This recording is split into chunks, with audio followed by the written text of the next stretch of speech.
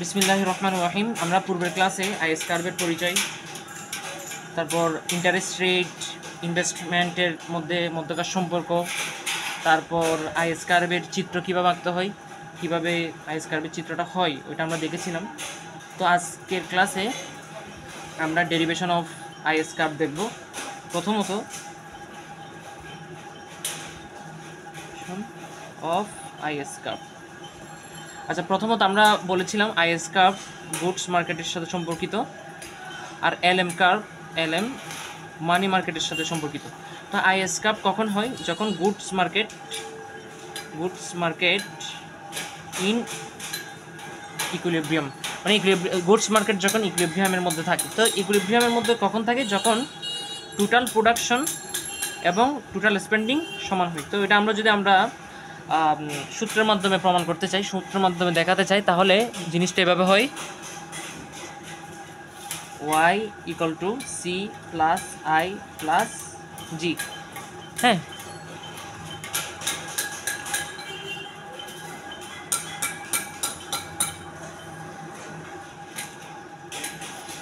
তো এটা হচ্ছে গুডস মার্কেট ইন ইকুইলিব্রিয়ামের যে সূত্রের মাধ্যমে প্রকাশ, মানে টোটাল স্পেন্ডিং এবং টোটাল প্রোডাকশন এখানে কি সমান হবে।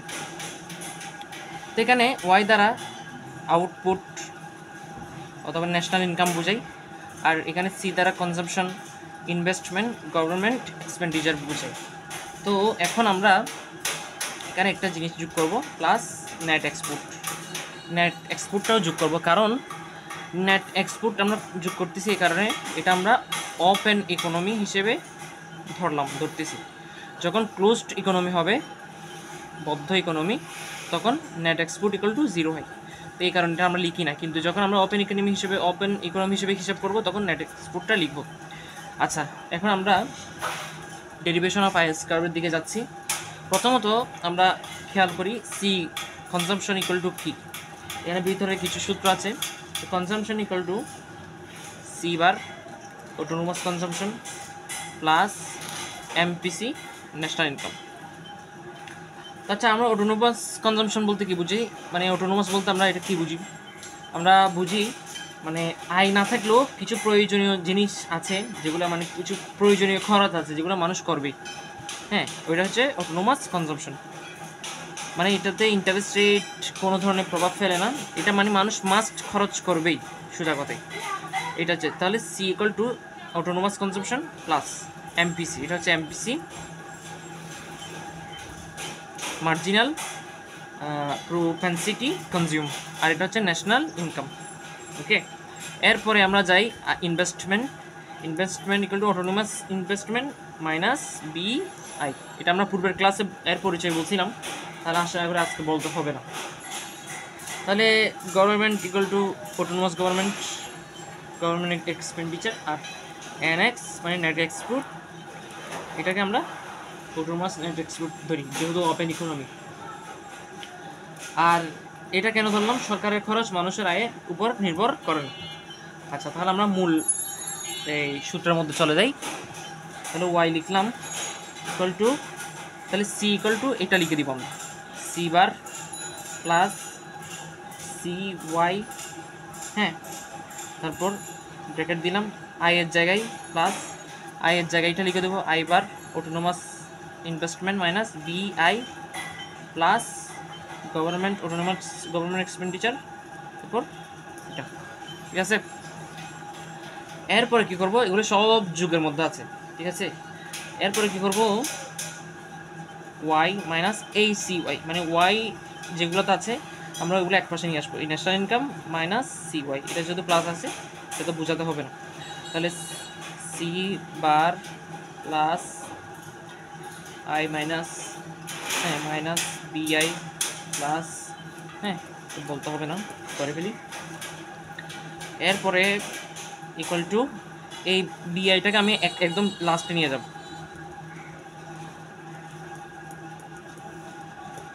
একদম লাস্টে। কী কারণ আমি দেখাচ্ছি। এরপর এই জায়গায় এখানে ওয়াই কমন নিব, ওয়াই কমন নিলে 1 মাইনাস সি থাকে, আশা করি এগুলো বলতে হবে না। ইকুয়াল টু এই অটোনোমাস যেগুলো আছে সবগুলোকে আমি এ বার হিসেবে ধরবো, এ বার মানে জাস্ট অটোনোমাস, মানে সব অটোনোমাস এ দ্বারা আমি প্রকাশ করতেছি। তাহলে মাইনাস বি আই, আর এদিকে Y into 1 minus C, Y equal to, ওই পাশে গেলে এটা ভাগ হয়ে যাবে, এটা যেহেতু গুণা আছে এটা তো বোঝাতে হবে, এটা তারপর এটা। আশা করি বোঝা গেছে। তাহলে এই এই জিনিসটাই হচ্ছে আইএস কার্ভ, আইএস কার্ভের ইকুয়েশন, আইএস কার্ভ ইকুয়েশন এটাই। আশা করি এতটুকু বোঝা গেছে। এই জিনিসটা লিখলেই ফুল মার্কস, মানে এখানে জাস্ট বুঝে দিতে হবে C equal to autonomous consumption, consumption equal to autonomous consumption plus MPC Y, আর আয়ের এই মানটা মনে রাখতে হবে, এটা মনে রাখতে হবে। এরপর Y equal to C plus I plus G plus net export, এবং প্রত্যেকটা মান প্রত্যেকটা জায়গায় বসিয়ে এই জাস্ট সব অটোনোমাসকে এ বার ধরে, অটোনোমাস এ ধরে ভেবে বসিয়ে দিতে হবে। এখানে আমাদের এই ডেরিভেশন অফ অথবা আইএস কার্ভের ইকুয়েশন নির্ণয় শেষ। এখন আরেকটু আমরা বিস্তারিত যদি পড়তে চাই তাহলে আমরা কীভাবে পড়ব? আচ্ছা, তাহলে আমি এই লাইন থেকে এই লাইনটা আবার লিখতেছি, এতটুকু কিন্তু আমাদের পড়া শেষ। আচ্ছা, তাহলে আমরা এই লাইনটা আবার লিখলাম জাস্ট আর একটু বিস্তারিত জানার জন্য। এতটুকু তো আমরা মার্কস পেয়ে যাব, এটা একটু, হ্যাঁ, মাইনাস বিআই। আচ্ছা, এতটুকু লিখলাম। এতটুকু লেখার পর কী করলাম আমরা, ওয়াইটাকে এই পাশে রেখে এ 1 মাইনাস সি, এটা উভয় দিকে ভাগ না, মানে এখানে যেহেতু গুণ আছে তাহলে এই অংশটা এখানে লিখলাম 1 মাইনাস সি, নিচে মাইনাস বিআই, সরি বি 1 মাইনাস সি, আইটা এদিকে লিখলাম। বোঝা গেছে আশা করি, কারণ এখানে গুণ আছে আর এই পাশে ভাগে, তো ভাগে থাকলে উভয়টার সাথে পুরাটার সাথেই তো ভাগে আছে, তাহলে আমি আলাদা আলাদা করে লিখছি। অটোনোমাসগুলোর নিচে 1 মাইনাস সি দিলাম, আর বি আই এর নিচে 1 মাইনাস সি দিলাম। আইটা একটু এই পাশে লিখছি, মূলত এটা উপরেই আছে। আচ্ছা, এরপরে আমি এই পুরা অংশটাকে ধরলাম, এই পুরা অংশটাকে এই জায়গায় কিন্তু এই অংশটা আছে, আমি লিখতেছি না আর কি। এই পুরো অংশটাকে আমি ধরলাম, মাইনাস লিখলাম, হ্যাঁ। তারপর এই পুরো অংশটাকে আমি এস ধরলাম, এস, আর এদিকে আইটা লিখে দিছি। তাহলে আমরা চাইলে এই Y equal to A minus S I, হ্যাঁ, এ মাইনাস এস আই হিসেবেও লিখতে পারি, হ্যাঁ। তো এখন এটা হচ্ছে স্লোপ অফ আইএস কার্ভ, এটা হচ্ছে স্লোপ, মানে এটা দেখাই সুদের হার এক একক পরিবর্তন হলে, হ্যাঁ, ওয়াই কতটুকু, মানে ন্যাশনাল ইনকাম কতটুকু চেঞ্জ হবে, এই জিনিসটা এটা দেখাই। এরপরে এটা হচ্ছে, এই অংশটা হচ্ছে ফিক্সড, এই অংশটা ফিক্সড, হ্যাঁ। এগুলা মানে ওয়াই আর আই এর উপর, মানে ন্যাশনাল ইনকাম আর ইন্টারেস্ট রেটের উপর নির্ভর করে না।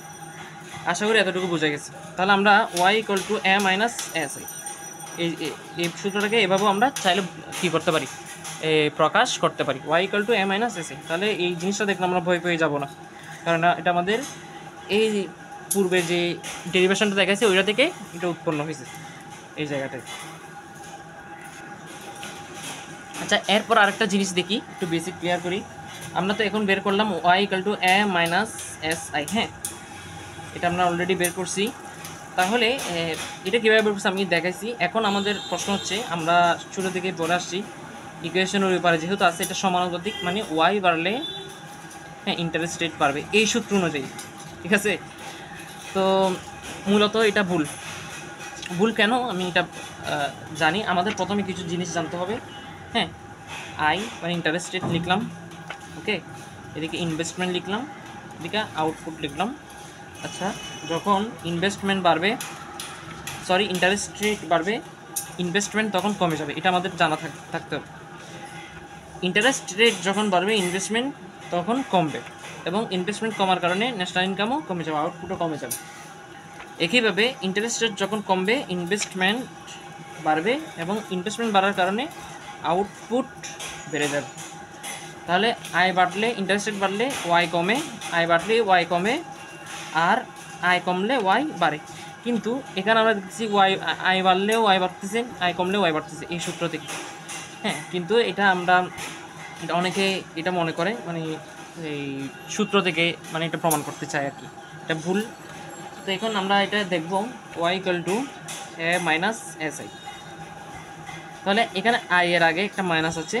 হ্যাঁ, তো এই মাইনাস হচ্ছে মানে এটা হচ্ছে রেট অফ ইন্টারেস্ট।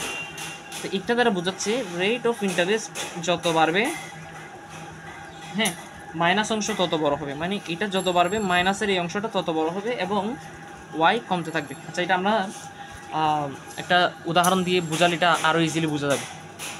আচ্ছা, ধরি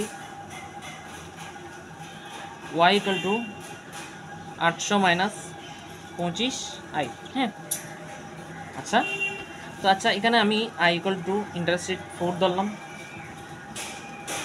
এই জায়গায় আই ইকুয়াল টু 10 ধরলাম। হ্যাঁ, ধরছি। এখন Y equal to 800 minus 25 into 4। হ্যাঁ, Y equal to 800 minus 25 into 10। এখানে কম, এখানে বেশি ইন্টারেস্ট রেট। তাহলে এখানে আসতে 700, এখানে আসবে এই 550। তাহলে একটা জিনিস, ইন্টারেস্ট রেট 4% থেকে 10%-এ গেলাম, এই 4% থেকে 10%। একইভাবে ন্যাশনাল ইনকাম আউটপুট 700 থেকে 550। এই গাণিতিক সূত্র থেকে আমরা স্পষ্ট বুঝতে পারি, দেখো যখন ইন্টারেস্ট রেট বাড়তেছে আউটপুট কমে যাচ্ছে, এটা আমরা সূত্র দিয়ে প্রমাণ করছি। কীভাবে? যখন 4% ছিল তখন আউটপুট ছিল এই 700, আর যখন ইন্টারেস্ট রেট বাড়ছে 10% হয়েছে তখন আউটপুট হয়ে গেছে 550। তাহলে আমরা বলতে পারি যখন ইন্টারেস্ট রেট বাড়বে আউটপুট কমবে, ইন্টারেস্ট রেট কমবে আউটপুট বাড়বে। তাহলে এই সূত্র থেকে এটা যে মানে বের করা, এটা একটা ভুল প্রসেস। হ্যাঁ, এটা সায়েন্সের ক্ষেত্রে ঠিক, কিন্তু কিছু ক্ষেত্রে অর্থনীতিতে এগুলো তেমন কাজ করে না আর কি। এখানে কিছু বিষয় আছে, প্লাস মাইনাসের কিছু বিষয় আছে, এগুলো খেয়াল রাখতে হয়। তো আজকের ক্লাস এতটুকুই। নেক্সট ক্লাস আমরা শিফট অফ আইস কার্ভ, তারপর এইভাবে আমরা এই আইস কার্ভ এলএম কার্ভের বিস্তারিত আমরা পড়ব।